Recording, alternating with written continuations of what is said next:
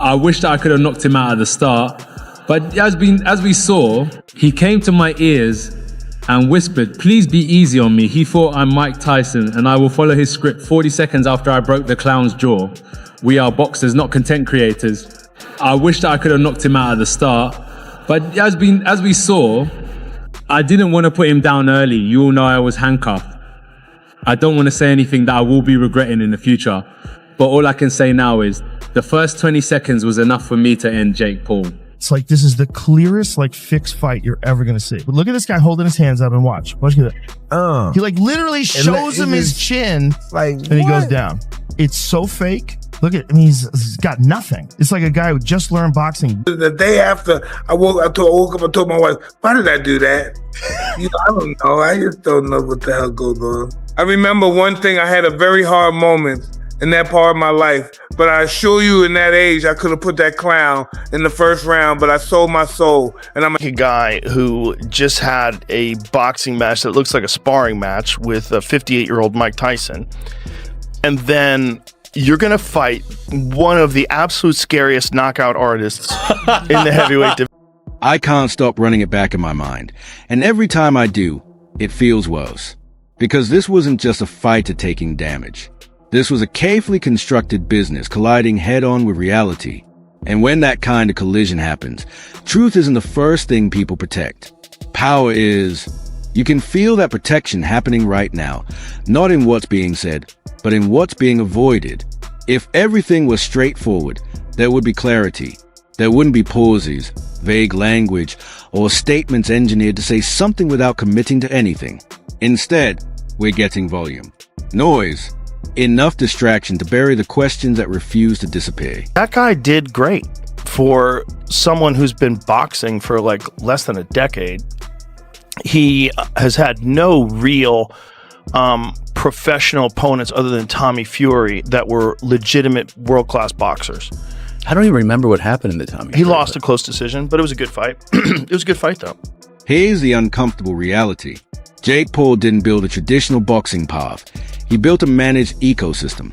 And ecosystems like that only survive as long as everyone plays their role. Anthony Joshua didn't break the rules. He didn't go rogue. He did what elite heavyweights do, and that's exactly why everything unraveled. Normal behavior is dangerous to systems designed around exceptions. The moment Joshua treated Jake like any other opponent, the illusion collapsed. And that collapse tells you far more about the experiment than any highlight ever could. I kind of blanked out a little. Listen, know what I remember? Coming back from the first round, and then the next day I remember Jacob doing some kind of, I don't know, what was he doing at the ring? Oh, yeah, a little bow at the end. He bowed. And that's the last thing I remember. But the day after the fight, right after the day after, I woke up and told my wife, "Why did I do that?" I don't know. I just don't know what the hell goes on. What did you think of Jake's power, man, when you were in there? I don't remember it, but my body was really sore. Yeah, my body. People keep framing this as courage. And sure, stepping into a ring takes nerve. But courage without judgment becomes exposure. And exposure is something networks insure against. Fighters don't, that's where this starts to feel uneasy. Someone greenlit this knowing the gap, knowing the danger, knowing what the worst case scenario looked like. Approval creates accountability. And accountability is exactly what's being sidestepped right now. You can hear it in how the conversation keeps getting redirected toward toughness instead of decision-making. Right? The fact that he's willing to fight the two-time heavyweight champion, former Olympic gold medalist. Yeah. A guy who's gigantic in his prime, built like a Greek god. Yeah. And you're going to stand, and he's a one-punch killer.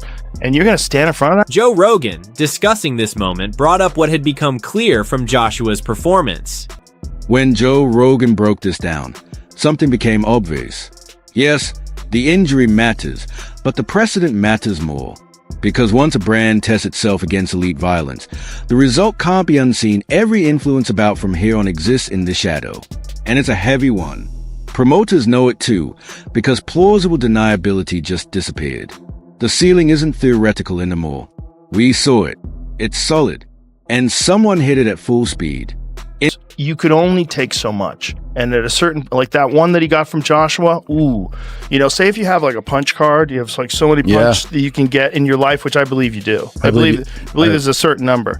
That one was like 10 punches. Yeah. That was like, yeah. There was a lot of concussions in that one punch. Sure. That was